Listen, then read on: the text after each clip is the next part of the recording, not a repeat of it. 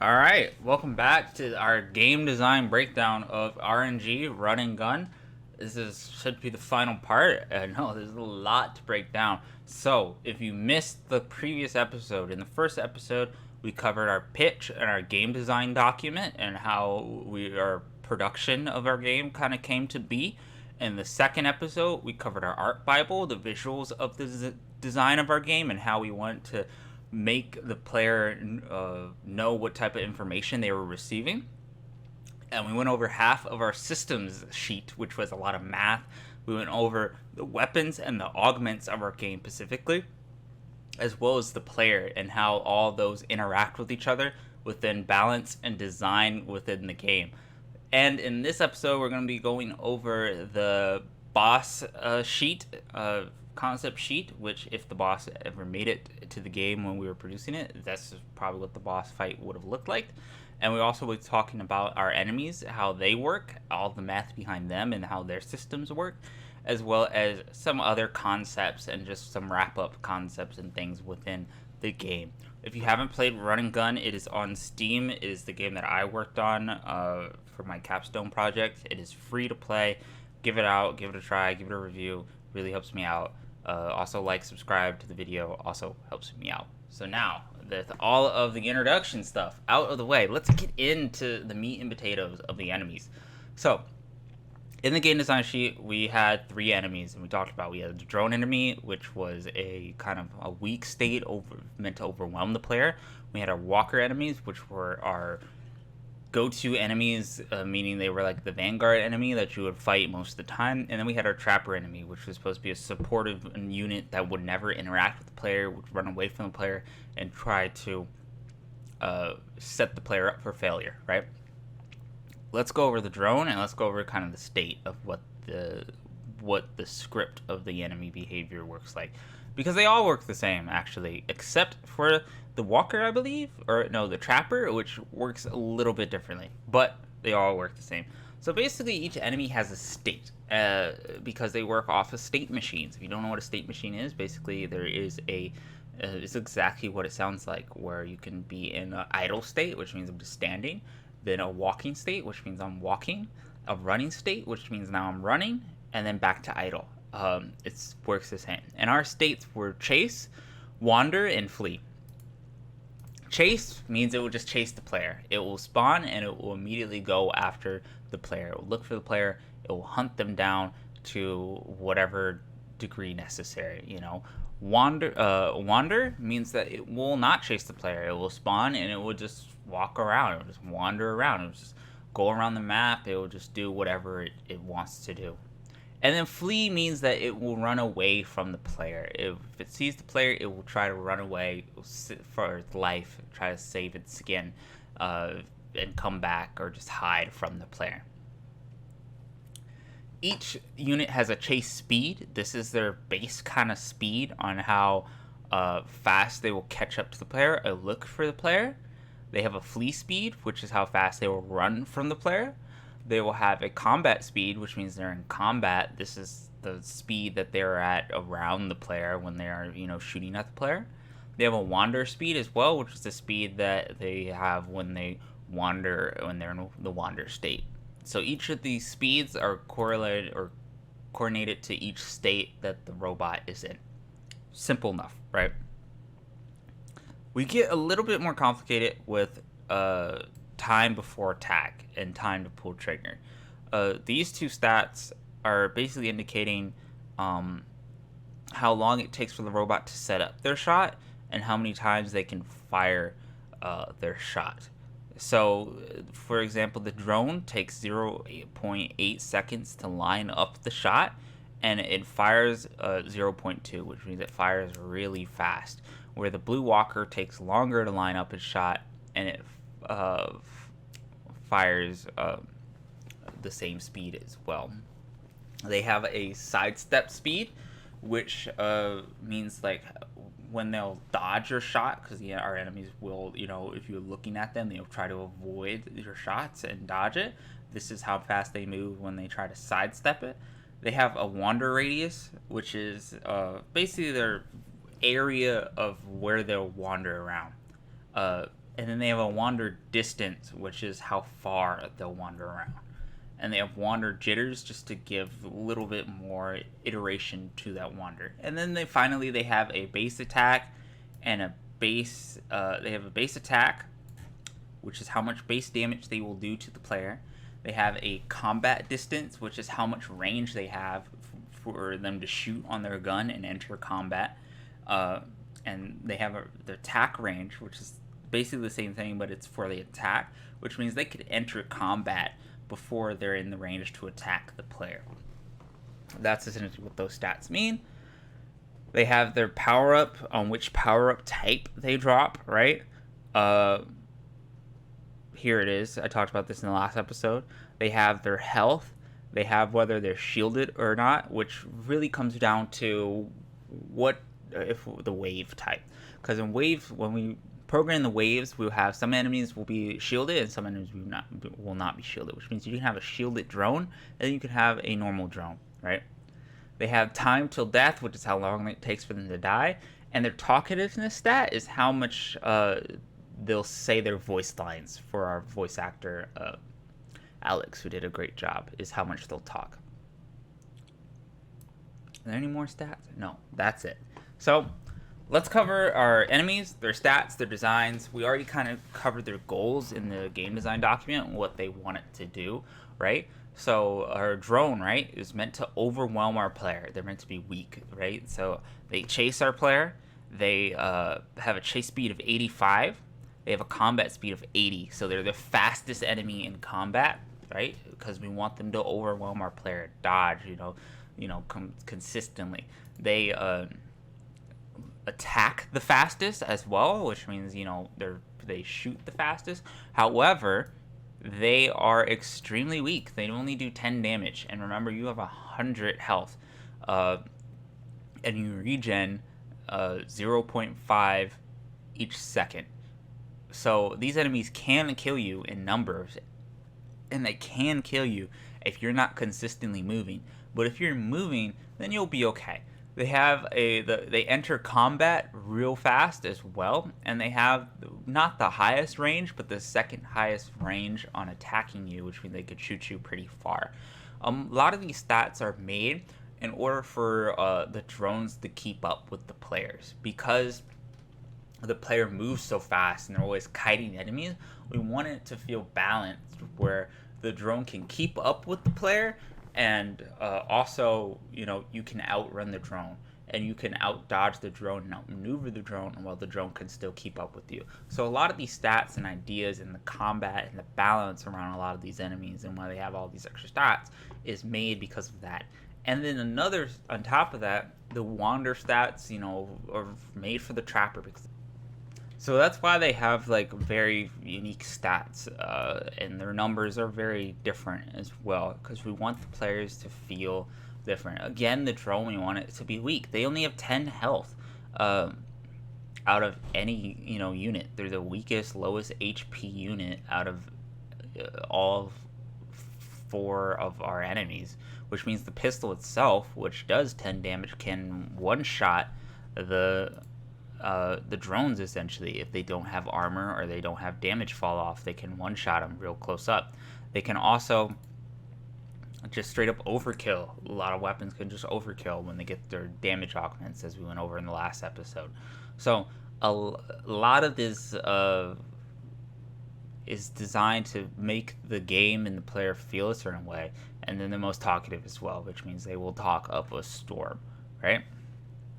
And then again, they only drop square augments. So this is our introductory enemy. You see this a lot in the first waves of our game. You'll see a lot of them in the first waves of our game. And they're meant to be very easy, relaxing enemies that still propose a challenge, but something that will probably never threaten you once you understand the mechanics of the game. That's the goal of the drone enemy. Next, we have the Walker Blue. And Walker Red. So first, Walker Red and Walker Blue, they are different in terms of stats, but they do look the same. This was, again, to add just more content to the game. We want to add a different variety of enemies. If we had time, it would probably be a drone blue and drone red as well. So the enemies have different enemy types, and you're not just getting bored fighting the same enemy. Even though they look the same, they are a different type of enemy at its core. This is a core kind of tool in game design that's used. I bring up the example of last in a couple game design breakdowns earlier with Street Fighter, wherein if you're making your vertical slice of a fighting game, right? Ryu and Ken are the same character. Scorpion and Sub-Zero are the same character. They're just differently color coded, and they have different move sets. It's the same exact example here. It's exactly the same trick that we're using here. So once you understand that, what are the different move sets, right? Walker Blue has a chase speed of 115, so they're a lot faster than the drones. They have a combat speed of 50, so they are not as fast within combat, right? You can totally outrun them. They do a lot more damage. They do 15 damage. They try to sidestep. So they're the fastest sidestepping enemy, so they will definitely dodge your shots more often than the drone will never dodge your shots, and the other enemies won't. They'll attempt to dodge it, but they won't dodge it as efficiently as the Blue Walker, for example, right? They have an attack range of 55, so it's technically the shortest. They have to get real close to you in order to attack you, and they enter combat at 85, so they have the lowest enter combat distance as well, right? They only drop triangle power-ups. They have a health of 30, which means it would take 10 shots from the pistol in order to kill them, but a lot of other weapons, like let's say the sniper, for example, would one-shot them, and they talk the least, one of the least, right? So that's the goal of this enemy. It's to be kind of your standard enemy. It's well balanced. It's not as strong as, let's say, the Red Walker, its variant, but it's nowhere as weak as the drone enemy. It's your well balanced enemy. It's your go-to. This is your main challenge. It's your grunt. It's your private. This is the first thing we send into battle. That's the goal of this enemy. Is to just give the player, oh shit, this is just your standard enemy. It's not weak, it's just your standard enemy. It's a threat, but it's not that much of a threat. Then we get to the Red Walker. So this is our threatening enemy. This is the one that you should be, somewhat scared of, cautious of, right? Because it has the highest chase speed. They will run after you, they will seek you down, and they will completely destroy you. It has the highest, second highest combat speed, which means you can still outrun it, of course, but they will again go after and chase you down. It has the slowest attack, so it takes a lot of time to kind of wind up its attack. However, it hits the hardest with 20 damage, which means when we pile these up on waves, and there's a lot of them, you're taking 20 damage. It only takes, if you get hit by 5 of these, 6 of these, you're dead. You're done. That's the point. It enters combat the same as the drone, and it has the highest attack range, meaning that it attacks slower, but it can snipe you and it deals the most damage from afar. That's the point of this enemy, is to have a range advantage over a lot of the other enemies, and to have a damage advantage over a lot of the enemies, and also be the tankiest. It has 50 health compared to any of the other enemies, which means, yes, you can overkill it with the shotgun. It will one-shot it if you land all your shots, but it is a beefy enemy. It is your scary, heavy enemy that has a lot of range, and that you should be afraid of. That's why you get the most rewarded with diamonds. It drops the rarest augment type as well, right? And it talks a bit. It's more talky than the Walker, because it's not running at you. It's threatening. That's the goal of the Red Walker. That's kind of the difference in design mythology or philosophy of these enemies. And then lastly, not least, you have the Trapper Bot. So the Trapper Bot works completely different. It wanders. It starts in a wander state, so it will not chase you at all. it will wander around, and then if you see it or attack it, it will try to flee. So that's why its flee speed is super duper high, because it's the only enemy that will flee. It does not want to fight you. It just wants to run around and place its mines. It just wants to do this thing. It has a combat speed in case it gets into combat. It has a wandering speed. It's a very slow wandering speed because you're meant to see it, but because it's so small, you see it at the corner of your eye.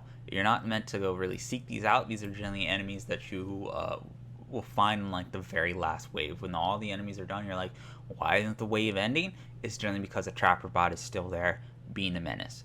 That's the design philosophy of this trapper bot, is to be tedious as kind of possible, where not getting on the player's nerves and placing obstacles within their path. So that's why it also does 0 damage. It does not attack the player directly. It does it through mines, which we'll be talking in a bit.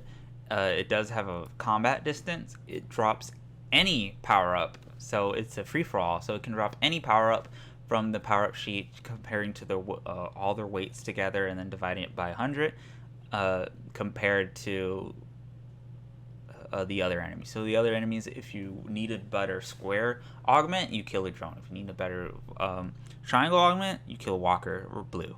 Or if you need a diamond, you kill a walker red. But if you just need anything, the trapper bots got you. They'll drop any type of augment for you, just to fill in that slot for you. Augments have a priority system in the game where they have a higher drop rate if you do not have that slot filled. So if you don't have a square augment, the game will drop square augments for you until you get one. And then once you get one, it'll even it out, and it will just balance it out and be like, okay, you have 60% to get square 1 versus square 2. That's because we want the player to get their loadout fast, and if they want it to customize it, they got to get lucky and kind of farm for it. That was the goal of the augment system, and it turned out very well, I think, in my system or in my opinion. And I wish we had time to really flesh it out and add more augments for players to play with. So this sadly I didn't end up filling this out. But this was essentially a sheet of each wave and how many walkers or enemies and types of enemies would spawn in it. I originally only wanted 20 waves because I thought it was a lot, but we were really crunching at this time to really get the game finished, and people were saying, okay, maybe 20 waves is too much, so we stuck with 10 waves. Those 10 waves can get very, very hectic and very fast, but 10 waves it is.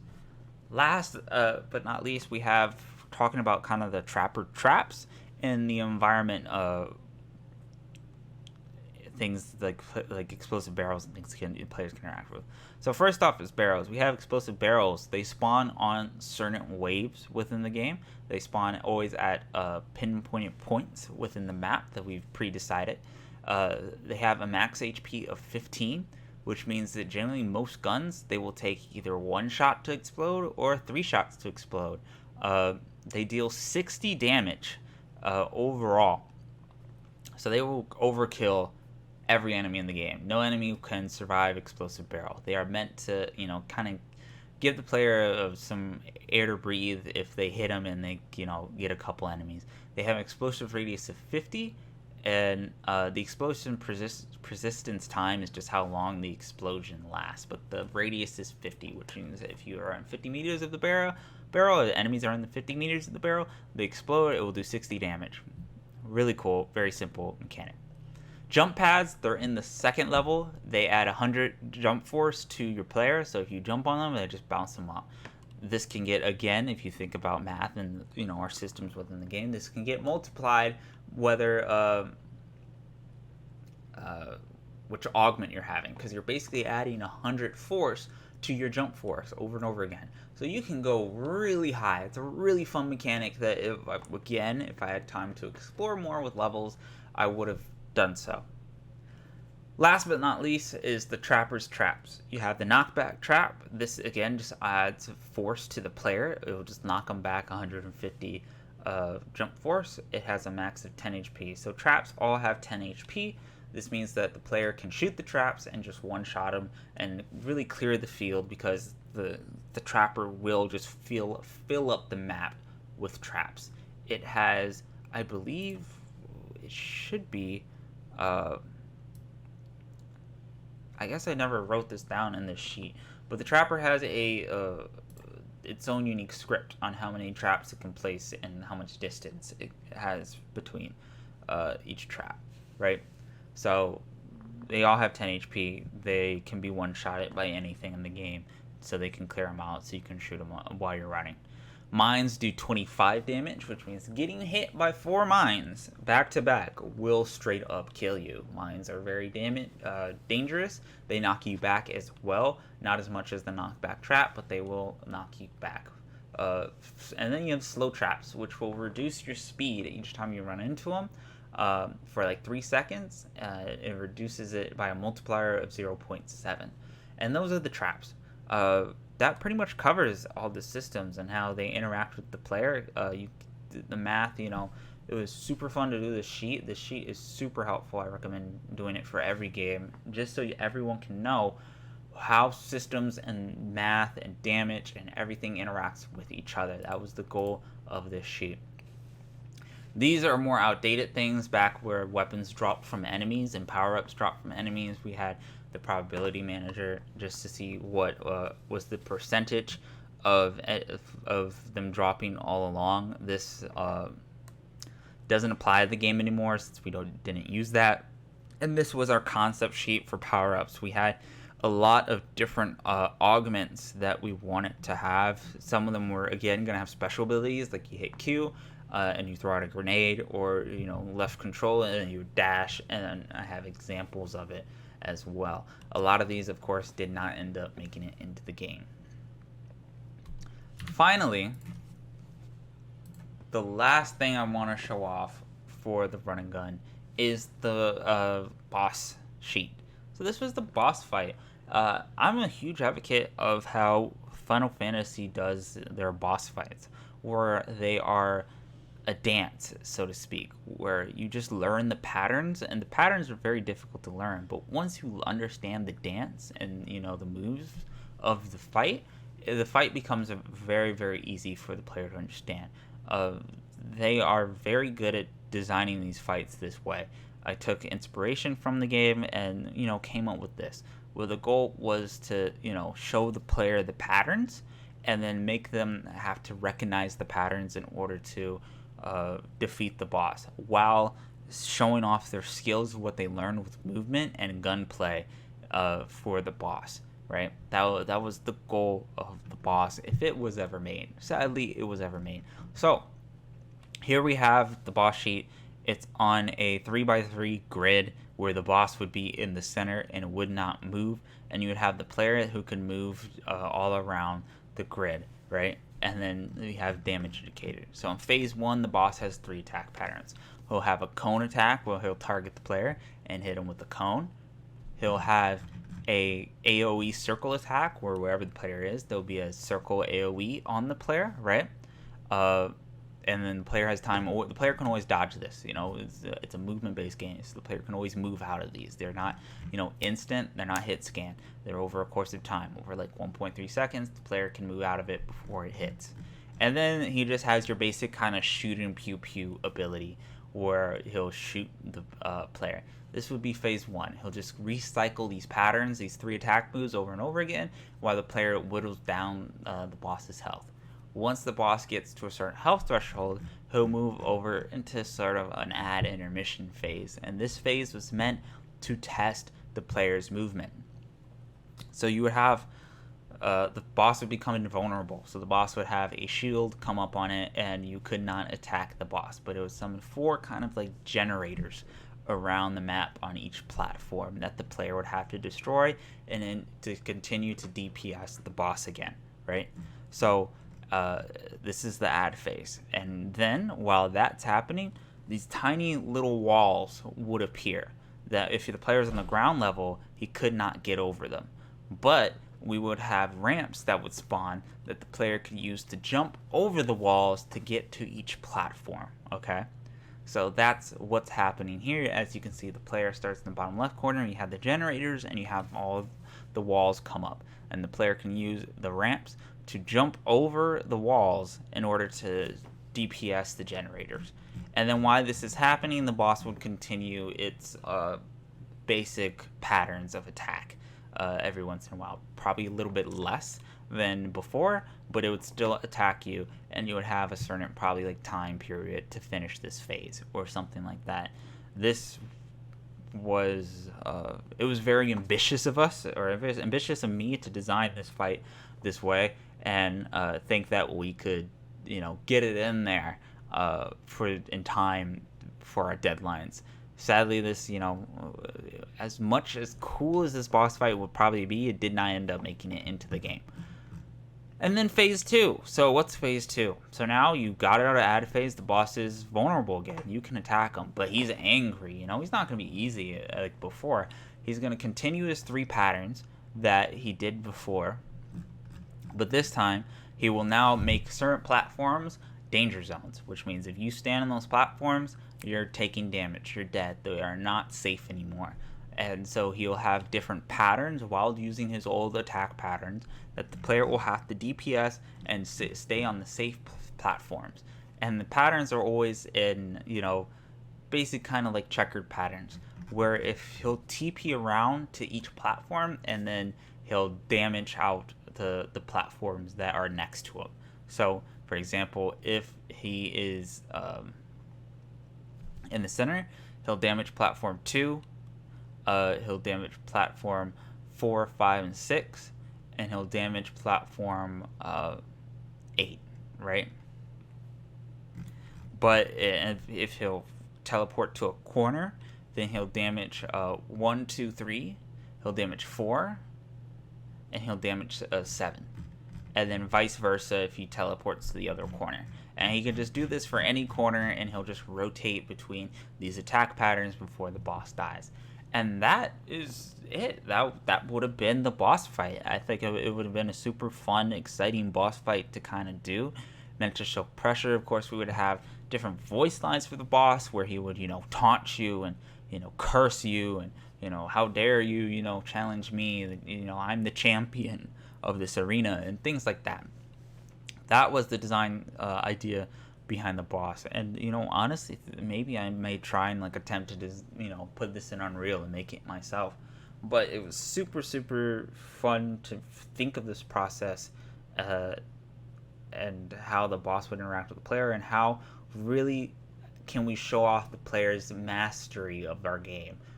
How we wanted the player to, he had his final build, he had his final loadout. How could he beat our final challenge, that wasn't just wave based, to become the RNG champion?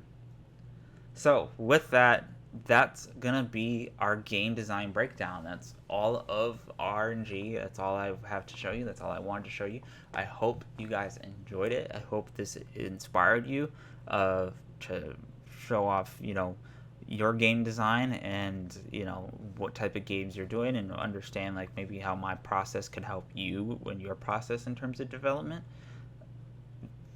If you want to again read more about in depth on our process throughout both sprints of developing this game, is on the blog section of itsnotsport.com. Link is in the description.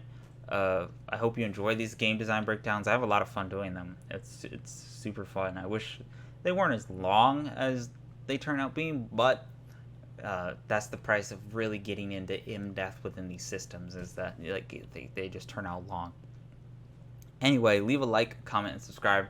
Really helps me out. If there's any games that you wanted me to do a breakdown of or cover, I'll be more than happy to do it. Just let me know in the comment section below, or on Twitter, or Instagram, or any of those social media sites that you can follow as well. Make sure to check out our past podcast episodes if you want. There's tons and tons of content there talking about different games and things that we have designed here at It's Not a Sport.